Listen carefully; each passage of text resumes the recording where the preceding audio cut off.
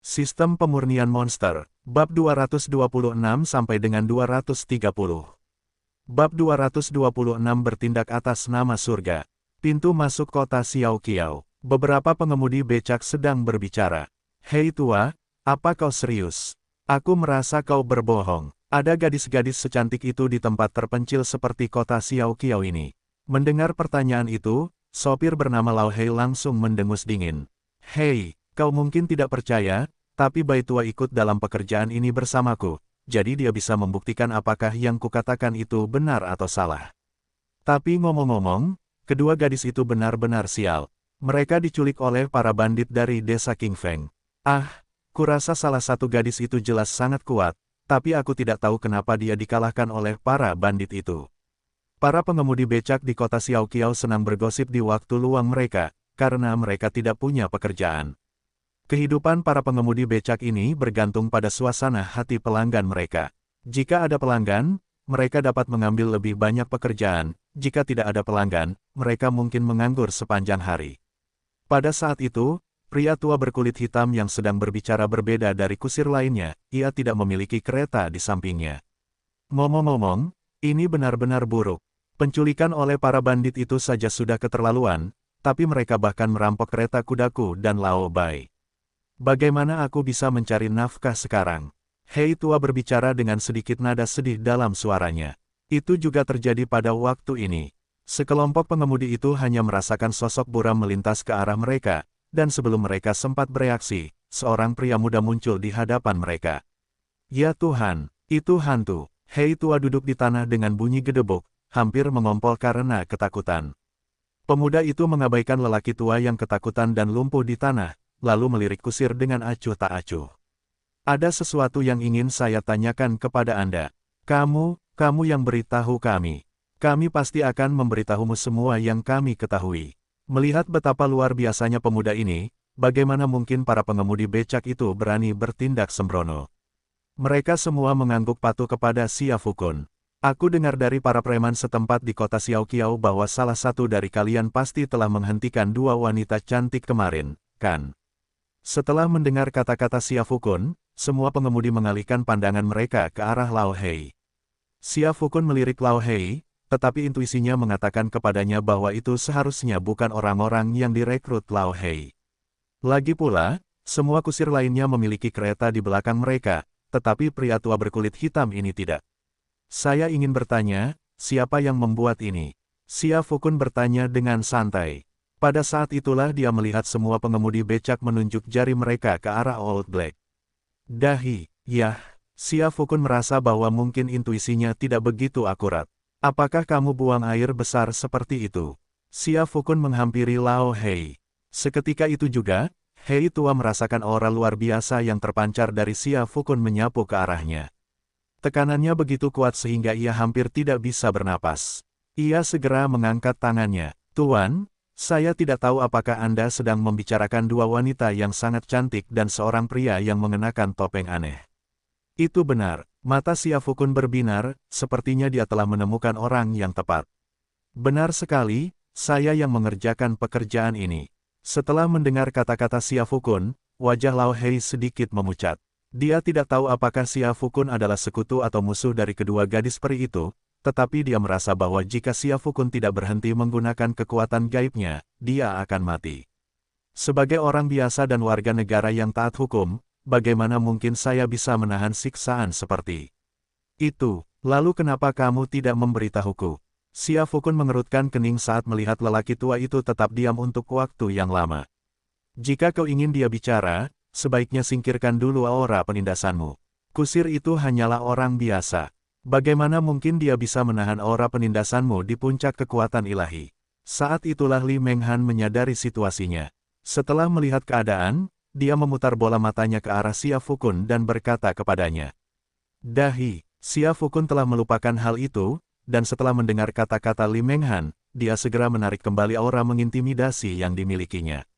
Namun saat ini, pengemudi tersebut, yang dikenal sebagai Lao Hei, mulai mengeluarkan busa dari mulutnya dan kejang-kejang di tanah. Astaga, Xia Fukun merasa bingung. Mungkinkah aku menggunakan terlalu banyak tenaga dan pria tua berkulit hitam ini akan segera meninggal karena tekanan yang kuberikan? Kamu benar-benar luar biasa. Pada saat itu, Li Menghan memutar matanya ke arah Xia Fukun, melangkah maju untuk membantu Lao Hei berdiri, lalu meletakkan tangannya di punggung Lao Hei, dan perlahan menyalurkan energi spiritualnya ke dalam tubuh Lao Hei. Tak lama kemudian, warna kulit Lao Hei berangsur-angsur kembali normal, berubah dari pucat sebelumnya. Ia terbatuk hebat beberapa saat. Melihat Li Menghan berjongkok di sampingnya, ia langsung menelan ludah. Penampilan Li Menghan mirip dengan dua gadis cantik yang ia jemput kemarin, dan dari posisinya, ia hanya bisa melihat sekilas kulit putih yang mengintip dari bawah kerah bajunya. Sungguh, dia menarik napas dalam-dalam dan menahan mimisan. Hei tua teringat Xia Fukun, dan tiba-tiba menyadari bahwa dia harus memahami situasinya. Xia Fukun memperhatikan saat Lao Hei bangkit dari tanah lalu berlutut di depannya dengan bunyi plop. Orang dewasa, memang itu tugasku kemarin, Lao Hei, tapi ketika kami sampai di kaki Gunung Qingfeng, kedua wanita cantik dan pria aneh bertopeng ganjil itu diculik oleh bandit desa Qingfeng. Para bandit, Xia Fukun terkejut. Ziwei berada di puncak alam Tianyuan, namun dia bahkan tidak bisa mengalahkan seorang bandit di puncak alam Tianyuan. Kapan seorang tokoh kuat di alam transformasi suci setengah langkah mulai menjadi bandit? Memikirkan hal itu, wajah Xia Fukun langsung berubah muram. Jika kau berbohong padaku, aku akan memotong-motong dagingmu dan memberikannya kepada babi. Mendesis. Setelah mendengar kata-kata Xia Fukun, lelaki tua itu gemetar ketakutan. Bukan karena Xia Fukun ingin memotong dagingnya sendiri, tetapi karena babi jenis apa yang bisa memakan daging manusia? Tuanku, Anda tidak sedang berbicara tentang iblis babi, kan? Ketika Lao Hei mendengar bahwa Xia Fukun tidak mempercayainya, dia segera mulai bersujud kepada Xia Fukun. Percayalah padaku, Tuan, aku, Lao Hei, tidak pernah berbohong. Jika aku pernah berbohong, semoga aku disambar petir. Saat itu, Li Menghan kembali ke sisi Xia Fukun. Kurasa dia tidak berbohong. Adapun kekuatan para bandit dari desa Qingfeng, kita akan mengetahuinya saat sampai di sana. Mendengar perkataan Li Menghan, Xia Fukun mengangguk. Dia juga merasa bahwa lelaki tua itu tidak akan berani berbohong kepadanya, sedangkan untuk desa Qingfeng. Xia Fukun menyipitkan matanya. Jika memang benar seperti yang dikatakan Old Black, itu bukan masalah besar. Aku akan bertindak sebagai wakil Tuhan. Bab 227 Dewa Pembantaian Mendaki Gunung. Desa Qingfeng. Pemimpin geng itu dengan lesu bangun dari tempat tidur. Melihat Ziwei dan Ye Qingwan terikat di samping tempat tidur, dia merasa pusing. Apa yang sedang terjadi? Jelas sekali aku akan lebih menyukai kedua orang ini kemarin. Namun, Ziwei dan Ye Qingwan masih mengenakan pakaian lengkap, dan bahkan tali yang mengikat mereka masih utuh, jadi dia jelas tidak melakukan apapun kepada mereka. Pemimpin geng itu agak bingung. Dia memikirkannya dengan saksama sejenak sebelum menyadari apa yang sedang terjadi. Sepertinya baru kemarin, ketika aku hendak melepas pakaian Ziwei dan Ye Qingwan, Han Xuanglei membawa sekelompok orang dari desa Qingfeng untuk bersulang denganku, mengatakan sesuatu seperti mengucapkan selamat atas keberhasilanku mendapatkan dua peri. Dan dia bahkan berharap bisa menjadi pengantin pria setiap malam. Pemimpin itu mengusap pelipisnya. Dia samar-samar ingat minum cukup banyak kemarin, jadi akhirnya dia pingsan. Han Xuanglei itu, pemimpin itu menggertakkan giginya. Meskipun dia tampak agak bodoh di hadapan Han Xuanglei, sebenarnya dia tidak benar-benar bodoh. Jika memang bodoh, bagaimana mungkin dia bisa menjadi pemimpin desa Qingfeng? Dia tahu bahwa Han Xuanglei pasti menyimpan dendam karena dia tidak memberikan Ziwei maupun Ye Qingwan kepadanya, dan sengaja mencoba membuat masalah. Tapi pemimpinnya agak lucu. Aku pemimpin desa Qingfeng. Apa salahnya kalau aku menikmati semua hal baik dulu? Hah, mengapa seseorang yang naik ke posisi pemimpin melalui kemampuannya sendiri harus berbagi keberuntungan tersebut?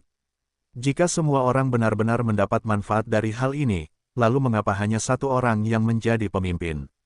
Memikirkan hal ini, sang pemimpin menjadi lebih waspada terhadap Han Xuanglei. Namun, ketika dia melihat Ziwei dan Ye Qingwan, senyum mesum masih tersungging di bibirnya. Apalagi Han Xuanglei, bahkan dia pun belum pernah melihat wanita secantik Ziwei dan Ye Qingwan. Setelah menggosok-gosokkan tangannya, pemimpin itu mendekati Ziwei dan Ye Qingwan. Dia sedang kesulitan mengambil keputusan saat ini. Jika Ziwei dan Ye Qingwan yang satu cantik dan yang lainnya jelek, mungkin dia bisa mengambil keputusan dengan cepat.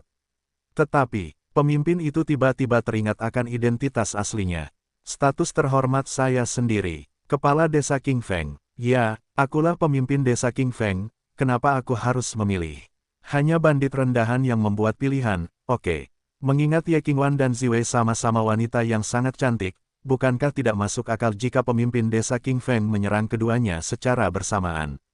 Memikirkan hal itu, sang pemimpin terkekeh sendiri.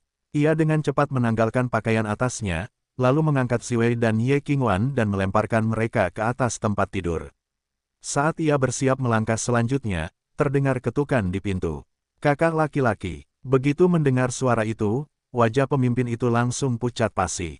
Ini Han Xuanglei lagi. Tadi malam, Han Xuanglei yang mengacaukan semuanya dan mencegahku mendapatkan apa yang kuinginkan. Sekarang, Han Xuanglei datang lagi. Pemimpin itu menarik napas dalam-dalam. Kemudian, sambil memaksakan senyum, dia berjalan ke pintu dan membukanya. Liu Xi, ada apa? Sang pemimpin terkejut sejenak ketika melihat Han Xuanglei mengenakan pakaian merah. Saudaraku, bukankah kemarin kau bilang ingin menjadi mempelai pria? Aku bangun pagi-pagi sekali dan mendekorasi seluruh benteng. Sekarang semua saudara sedang menunggumu. Hehe, acara bahagia membuat seseorang merasa segar kembali. Selamat, saudaraku. Setelah mendengar kata-kata Han Xuanglei, sang pemimpin benar-benar bingung. Benarkah dia mengatakan itu? Apakah Han Xuanglei benar-benar sedramatis itu? Dulu, ketika ia merayu para wanita terhormat ke Desa King Feng, ia selalu mengatakan bahwa ia akan menjadi pengantin pria setiap malam. Mengapa Han Xuanglei tidak membuat pengaturan apapun untuk dirinya sendiri? Saat sang pemimpin sedang berpikir, pandangan Han Xuanglei juga melirik ke kamar sang pemimpin, di mana ia kebetulan melihat Ye Qingwan dan Ziwei, keduanya berpakaian lengkap, di atas tempat tidur. Seketika, Han Xuanglei menghela napas. Lega, untunglah, sepertinya aku datang tepat waktu. 6 batu. Pada saat itulah sang pemimpin menepuk bahu Han Xuanglei sambil tersenyum.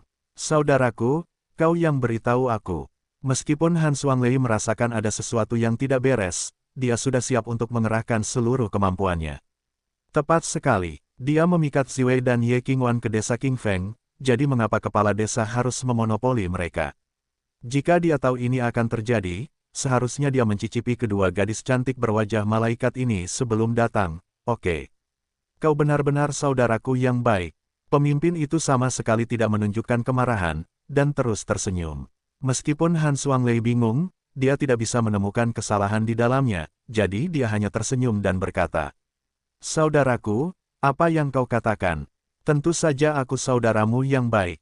Baiklah kalau begitu, mari kita pergi dan menyapa saudara-saudara itu terlebih dahulu. Pemimpin geng itu, melihat seringai puas Han Xuanglei, sangat ingin membunuhnya, tetapi dia tidak bisa. Han Xuanglei adalah tangan kanannya, dan ada banyak hal yang perlu dia percayakan kepada Han Xuanglei. Setelah menarik napas dalam-dalam, sang pemimpin mengikuti Han Xuanglei keluar dari ruangan. Kira-kira pada waktu itulah, lalu ia melihat seluruh Desa King Feng dihiasi dengan lampion dan dekorasi warna-warni. Sejauh mata memandang, tampak lautan warna merah, dan memang terlihat seperti yang dikatakan Han Xuanglei, sangat meriah. Apa yang terjadi selanjutnya sudah jelas. Para bandit gunung, tentu saja, mengungkapkan perasaan mereka dengan anggur. Sembari memperhatikan sang pemimpin berkeliling menyapa para tamu di setiap meja, Han Xuanglei memanfaatkan kelengahan sang pemimpin dan diam-diam menuju ke kamar sang pemimpin. Tuanku, Desa King Feng terletak di gunung ini. Tuanku, menurut Anda, apakah saya harus menghindarinya? Di sisi lain, di kaki Desa King Feng, Lao Hei memimpin Xia Fukun dan yang lainnya ke sini, dan Xia Fukun mengangguk. Sekarang setelah kita menemukan Desa King Feng, tidak masalah apakah Lao Hei ada di sana atau tidak. Adapun Ye Qingwan dan Ziwei, Xia Fukun menyipitkan matanya. Para bandit itu, terlepas dari apa yang mereka lakukan atau tidak lakukan. Di matanya, menculik Ye Qingwan sudah merupakan kejahatan yang bisa dihukum mati. Naiklah ke gunung. Xia Fukun turun dari kereta, mengucapkan sesuatu dengan acuh tak acuh, lalu mulai berjalan. Sementara itu, Li Menghan tak kuasa menahan napas saat melihat niat membunuh yang begitu kuat terpancar dari Xia Fukun. Sejujurnya, Dia sudah mengenal Xia Fukun cukup lama, tetapi ini adalah pertama kalinya dia melihatnya seperti ini. Seperti dewa kematian. Dan sekarang, dewa pembantaian mendaki gunung. Bab 228 Bos yang bingung. Di dalam desa King Feng, meskipun kepala geng itu bersulang di setiap meja, Wei Guang sebenarnya tidak pernah meninggalkan sisi Han Xuanglei. Seandainya Han Xuanglei tidak bertindak begitu aneh selama 2 hari terakhir, sang pemimpin mungkin akan berpikir bahwa Han Xuanglei benar-benar peduli padanya. Namun, perilaku Han Xuanglei telah membuat sang pemimpin menjerumuskannya ke dalam jurang yang dalam. Hehe, saudara-saudara, silakan minum dulu, saya permisi sebentar. Sang pemimpin terkekeh dan meneguk abis anggur di semangkuk tangannya dalam sekali teguk. Kemudian, ia bersiap untuk kembali ke kamarnya untuk melihat trik apa yang sedang direncanakan Han Xuanglei. Kira-kira pada waktu itulah, seorang bandit kelas teri melompat keluar. Wajahnya memerah, jelas sekali dia sangat mabuk.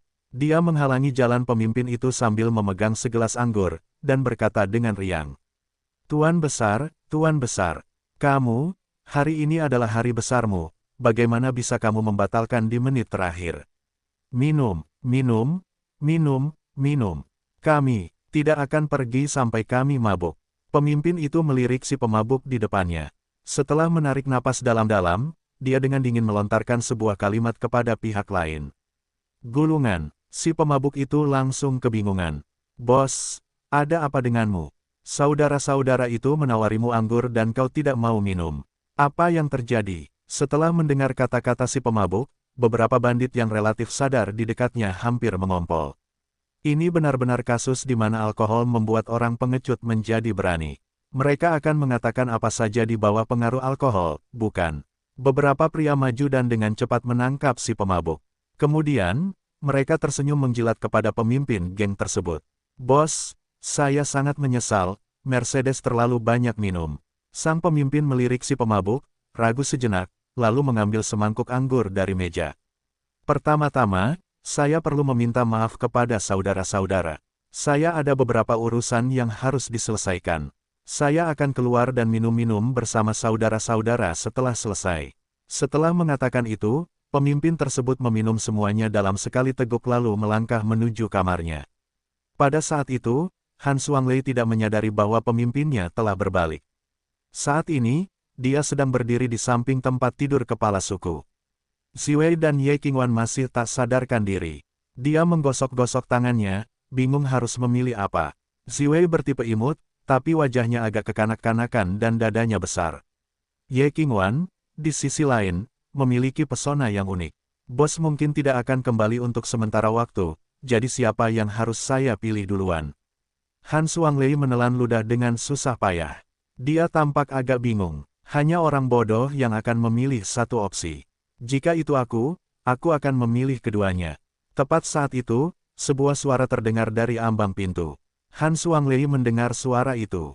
Tidak masalah, suara itu benar. Namun tak lama kemudian, ekspresinya berubah. Dengan ekspresi yang agak rumit, dia menolehkan lehernya yang kaku dan melihat bosnya, dengan tangan bersilang, bersandar di pintu, menatapnya dengan ekspresi mengejek. Kakak besar, hehe, Han Xuanglei, kau benar-benar kakakku yang baik. Pemimpin itu mencibir, saudaraku, keadaan tidak seperti yang kau pikirkan.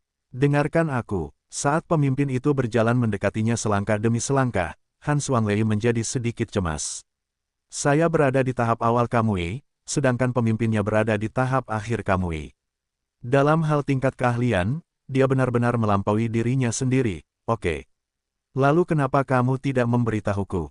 Masalah ini agak rumit, saya tidak tahu harus mulai dari mana. Han Xuanglei sedang mempersiapkan dan mengatur pikirannya. Hehe, kalau begitu tidak perlu berkata apa-apa lagi. Pemimpin itu mencibir, dan sebuah kapak hitam muncul di tangannya pada suatu saat. Kapak itu memancarkan cahaya samar yang menyeramkan, memberikan kesan yang sangat menakutkan. Kakak, bukan seperti yang kau pikirkan, biar ku jelaskan. Lalu jelaskan, pemimpin itu mencibir. Masalah ini agak rumit, saya tidak tahu harus mulai dari mana. Bos, Han Xuanglei, apakah kau mencoba bermain permainan kata-kata sulit denganku? Pemimpin itu sudah mengangkat kapak hitam di tangannya. Itu juga terjadi pada waktu ini. Dentang, Suara gemuruh yang memekakkan telinga bergema dari desa King Feng. Pemimpin dan Han Xuanglei merasakan tanah mulai bergetar. Bingung, mereka saling bertukar pandang. Gempa bumi, Han Xuanglei agak bingung, sementara pemimpin geng itu bereaksi jauh lebih cepat. Nanti aku urus kamu, Han Xuanglei, kamu benar-benar kakakku yang baik. Setelah mengatakan itu, pemimpin tersebut segera menyelinap keluar ruangan. Han Xuanglei melirik sosok pemimpin yang pergi, lalu kedua wanita yang terbaring di tempat tidur. Jika dia masih bisa melepas pakaiannya dan melakukan itu sekarang, betapa besar hatinya. Setelah ragu sejenak, Han Xuanglei memutuskan untuk keluar dan melihat apa yang sedang terjadi. Mungkin jika dia bersikap baik, pemimpin itu akan memaafkannya karena persahabatan mereka. Memikirkan hal itu, Han Xuanglei pun bergegas keluar ruangan. Han Xuanglei baru menyadarinya setelah meninggalkan ruangan. Tepat di pusat desa King Feng, sebuah jurang besar muncul. Awalnya, desa King Feng memiliki banyak meja yang disiapkan untuk minum, tetapi sekarang semuanya terbalik. Banyak bandit dari desa King Feng tergeletak mati di tempat. Seluruh desa berbau darah. Dan di pintu masuk desa King Feng, sesosok berdiri di sana, memegang pedang yang berkilauan dingin. Seperti dewa perang, tatapannya tertuju dingin pada semua orang di desa King Feng. Siapa kau? Desa King Fengku seharusnya tidak menyimpan dendam padamu, kan? Melihat situasi dengan jelas, bahkan pemimpin yang telah diusir dari ruangan pun tercengang. Desa King Feng biasanya bertindak seperti tiran di daerah ini, tetapi mereka juga cukup sadar diri. Menurutnya, sebagai bandit gunung, mereka tidak bisa hanya mengandalkan kekerasan untuk menyelesaikan masalah, mereka perlu lebih banyak menggunakan otak mereka. Mereka tidak memprovokasi lawan yang tidak bisa mereka kalahkan, kan? Aura Xiafukun jelas berada di puncak alam kekuatan ilahi, satu tingkat lebih tinggi dari miliknya sendiri. Dia tidak ingat keberadaan makhluk seperti itu, kapan desa King Feng pernah memprovokasi mereka. Bos agak pusing, oke. Bisakah seseorang memberitahunya? Diam, raungan yang memekakkan telinga menggema di seluruh desa King Feng, menghancurkan gerbangnya. Sosok yang berdiri di pintu masuk desa, dengan mata merah, melangkah masuk ke desa. Bab 229 itu dia. Tubuh Xiafukun melesat di depan pemimpin itu seperti bola meriam, begitu cepat sehingga pemimpin itu pun tidak sempat bereaksi. Kau yang terkuat, jadi kau pasti pemimpin kelompok bandit gunung ini, kan? Xiafukun mencengkeram leher pemimpin itu dan berkata dengan nada mengejek. Merasakan niat membunuh yang sangat kuat yang terpancar dari Xiafukun. Pemimpin itu merasa kemungkinan besar ada kesalahpahaman. Dia terbatuk, lalu menggelengkan kepalanya dan berkata, bukan.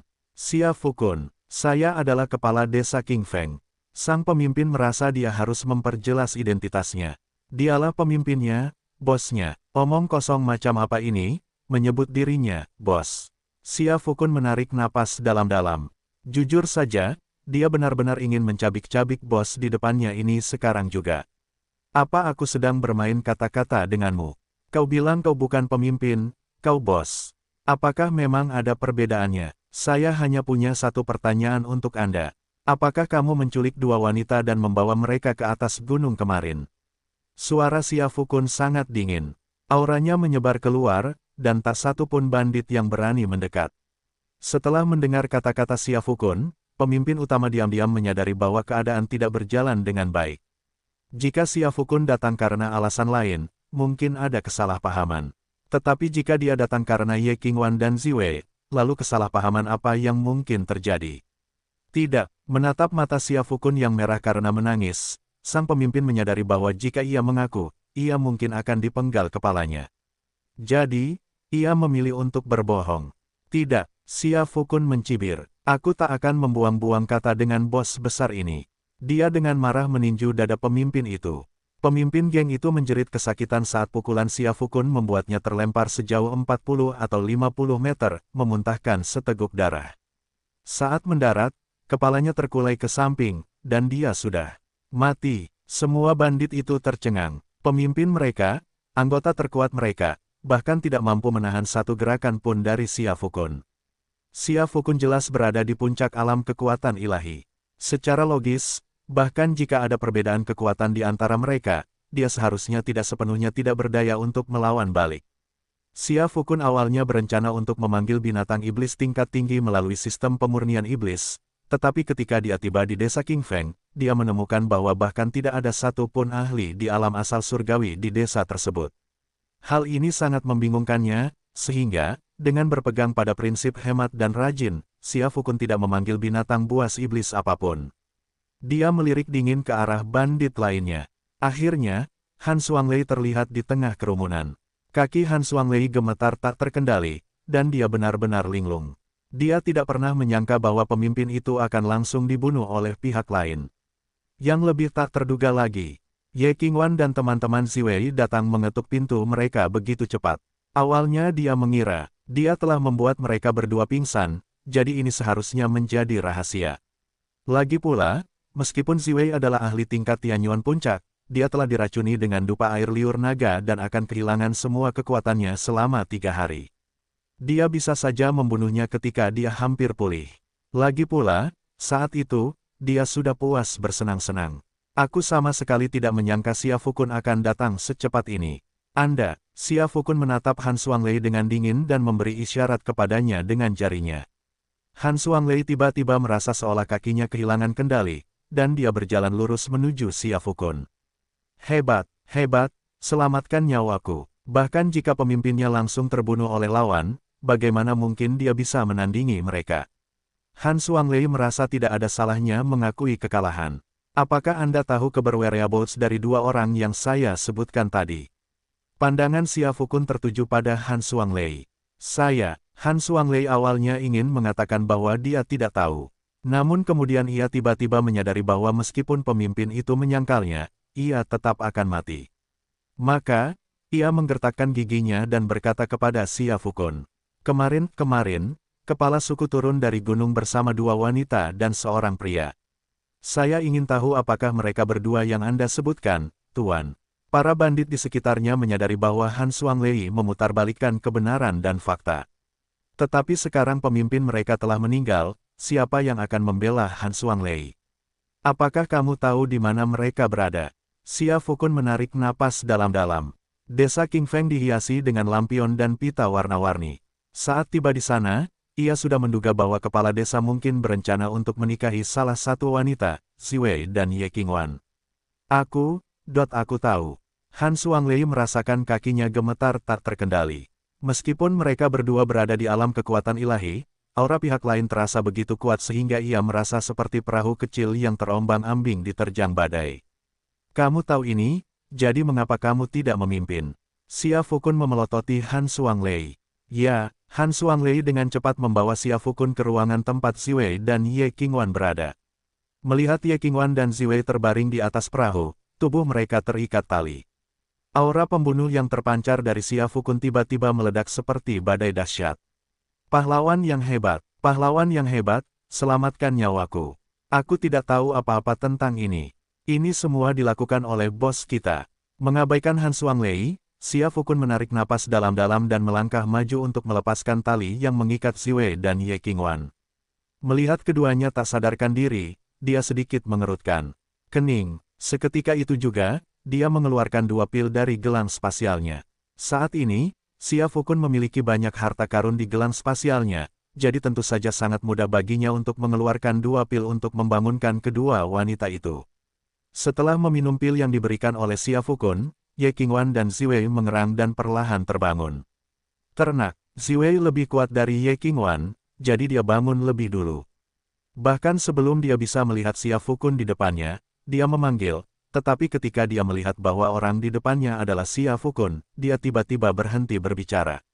Pada saat itulah Ye Qingwan perlahan terbangun. Reaksinya mirip dengan Ziwei, tetapi ketika dia melihat bahwa orang di depannya adalah Xia Fukun, matanya langsung memerah. Ah Kun, Ye Qingwan segera melemparkan dirinya ke pelukan Xia Fukun. Xia Fukun menarik napas dalam-dalam, menahan amarahnya, dan mengelus rambut Ye Qingwan sambil tersenyum. Ah Wan, maaf aku terlambat. Tapi jangan khawatir, sekarang aku di sini, semuanya akan baik-baik saja. Ye Qingwan terisak pelan di pelukan Xia Fukun.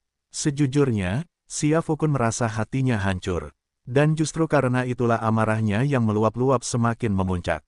Itu juga terjadi pada waktu ini. Ziwei menemukan Han Xuanglei berlutut di tanah. Xia Fukun, dialah yang menculikku dan saudari Ye. Setelah mendengar kata-kata Ziwei, Han Xuanglei, bab 230 apa yang ingin kamu lakukan? Diam, ruangan itu benar-benar sunyi. Hanya isak tangis lirih Ye Qingwan yang masih terngiang di telinga Xia Fukun. Mendengar Ye Qingwan kejang-kejang, Xia Fukun menarik napas dalam-dalam. Awan, aku akan membuat para bandit ini membalas ketidakadilan yang kau derita 100 kali lipat, 1000 kali lipat. Xia Fukun mencium kening Ye Qingwan, lalu berbalik dan menatap Han Xuanglei. Kemarahan yang terpendam dalam dirinya tak lagi tersembunyi. Awalnya, ketika Han Xuanglei mengatakan bahwa Ye Qingwan dan Ziwei ditipu untuk mendaki gunung oleh pemimpin desa Qingfeng, Xia Fukun, meskipun dia tidak bermaksud membiarkan Han Xuanglei pergi, tidak perlu sampai semarah itu. Hebat, hebat sekali, izinkan saya menjelaskan. Han Xuanglei memperhatikan Xia Fukun berjalan mendekatinya selangkah demi selangkah. Tekanan yang luar biasa itu sepertinya membuatnya kehilangan kata-kata, dan bahkan bernapas pun menjadi sangat sulit. Han Xuanglei tak kuasa menahan kepanikan. Ia menjatuhkan diri ke tanah, lalu dengan tak berdaya meraih tanah, tubuhnya mundur ke belakang. Tetapi, dia tidak punya jalan keluar. Senyum tersungging di bibir Xia Fukun. Gigi-gigi putih itu, bagaikan pisau dingin, menanamkan rasa takut di dalam hati seseorang. Kau menculik Awan ke benteng gunungmu, yang merupakan kejahatan berat yang dapat dihukum mati. Kau berbohong padaku, dengan mengatakan bahwa Awan dibesarkan oleh atasanmu, yang merupakan kejahatan berat yang dapat dihukum mati. Sekarang kau menghadapi dua kejahatan berat, katakan padaku kau akan membiarkanku pergi. Jantung Han Xuanglei berdebar kencang saat Xia Fukun mengucapkan kata-kata itu. Dia tidak pernah membayangkan bahwa aura pembunuh yang terpancar dari seseorang bisa mencapai tingkat seperti itu. Itu juga terjadi pada waktu ini. Kabut hitam tebal menyembur dari tubuh Xia Fukun, menyelimutinya sepenuhnya. Ziwei menarik Ye Qingwan ke samping dan memandang Xia Fukun dengan curiga. Pada saat ini, aura Xia Fukun memberikan perasaan aneh kepada orang-orang. Selain memancarkan niat membunuh, benda itu juga memberikan kesan kejahatan yang mengerikan. Aneh, bagaimana mungkin aura dari poros surgawi jahat bisa secara otomatis berpindah ke tubuhnya? Pada saat ini, sistem pemurnian iblis di dalam tubuh Xia Fukun juga agak bingung. Namun, ia mengetahui lebih banyak informasi daripada Xia Fukun, dan bahkan jika aura secara otomatis mengalir ke tubuh Xia Fukun, ia memiliki cara untuk memperbaiki situasi. Oleh karena itu, sistem pemurnian iblis tidak mengambil tindakan apapun, melainkan membiarkan Xia Fukun bertindak secara bebas. Tepat pada saat ini, saat aura Xia Fukun mencapai puncaknya, bang! Dengan suara gemuruh yang memekakkan telinga, bangunan tempat Xia Fukun dan yang lainnya berada langsung hancur menjadi debu dan lenyap. Ziwei melepaskan aura puncak alam asal surgawi, melindungi Ye Qingwan dan membimbingnya dalam mundurnya yang cepat. Meskipun dia telah menghirup ambergris, dia telah mencapai puncak alam asal surgawi, dan dengan pil yang diberikan Xia Fukun kepadanya, dia telah memulihkan sebagian besar kekuatannya, jika tidak sepenuhnya. Meskipun demikian, setelah menahan aura luar biasa yang dilepaskan oleh Xia Fukun, dia merasakan rasa manis di tenggorokannya dan memuntahkan seteguk darah. Ziwei, apakah kamu baik-baik saja? Ye Qingwan dengan cepat mengajukan pertanyaan. Bagus. Ziwei menggelengkan kepalanya. Dia tidak memberitahu Ye Qingwan bahwa situasi Xia Fukun saat ini agak aneh. Lagi pula, percuma saja memberitahu Ye Qingwan, dan itu hanya akan menambah kekhawatiran Ye Qingwan. Yang lebih pusing dari Ziwei adalah Han Xuanglei. Han Xuanglei menatap Xia Fukun yang sangat aneh di hadapannya, wajahnya pucat pasi. Dia tidak bisa merangkak mundur lebih jauh lagi, karena dia merasa Xia Fukun telah sepenuhnya menyadari keberadaannya. Orang ini jelas berada di puncak alam kekuatan ilahi, jadi mengapa aura yang terpancar darinya begitu menakjubkan? Han Xuanglei sama sekali tidak bisa memahaminya. Tepat pada saat ini, tubuh Xia Fukun tampak seperti hantu di hadapan Han Xuanglei. Dia mengulurkan tangannya dan mencekik Han Xuanglei. Kau telah membuatku sangat marah, menurutmu bagaimana aku akan membuatmu mati? Suara Xia Fukun terdengar di belakang telinga Han Xuanglei. Saat napas Xia Fukun menyentuh telinganya, Han Xuanglei merasakan getaran menjalari tubuhnya. Xia Fukun ini, dia menakutkan. Baiklah, aku akan membiarkanmu melihat bentengmu hancur dulu. Baru kemudian aku akan berurusan denganmu dengan semestinya. Begitu Xia Fukun selesai berbicara, senyum aneh muncul di wajahnya. Dengan satu tangan mencengkeram leher Han Xuanglei, dia mengayunkan tangan lainnya ke belakang punggungnya. Seketika itu juga, tubuh Xia Fukun melesat dan menghancurkan seluruh desa King Feng seperti angin puting beliung. Dia tidak memilih untuk menggunakan seni bela diri, tetapi semua bandit yang berhadapan dengan Xia Fukun tewas karena tubuh mereka meledak sebelum mereka sempat berteriak. Terlepas dari apakah lawannya adalah seorang elit atau seorang prajurit pemberani, tidak seorang pun yang bisa lolos darinya. Metode yang digunakan semuanya sangat sederhana dan brutal. Seluruh desa King Feng dipenuhi dengan bau darah yang menyengat. Di mana-mana, tanah dipenuhi dengan berbagai sisa-sisa dan potongan daging. Seluruh desa King Feng berlumuran darah. Ketika Xia Fukun berhenti, semua bandit di desa King Feng, kecuali Han Xuanglei, telah tewas. Pakaian Xia Fukun kini berlumuran darah merah. Xia Fukun menjilat darah dari sudut mulutnya, tatapannya tertuju pada Han Xuanglei. Setan, setan, kau adalah setan. Wajah Han Xuanglei meringis ketakutan. Bukan karena Xia Fukun sangat kuat. Sebaliknya, itu karena metode Xia Fukun terlalu kejam. Meskipun Han Xuanglei adalah seorang bandit, ini adalah pertama kalinya dia menyaksikan pemandangan yang begitu berdarah dan brutal. Saat ini, Han Xuanglei mulai menyesali mengapa ia mencoba menculik Ziwei dan Ye Qingwan. Mengikuti saran pemimpin, bukankah lebih baik menjadi bandit yang cerdas? Sayangnya, tidak ada jalan kembali. Xia Fukun menatap Han Xuanglei yang gemetar seluruh tubuhnya, tanpa sedikit pun rasa simpati di wajahnya. Naga memiliki sisik yang tidak boleh disentuh, siapapun yang menyentuhnya akan dihukum.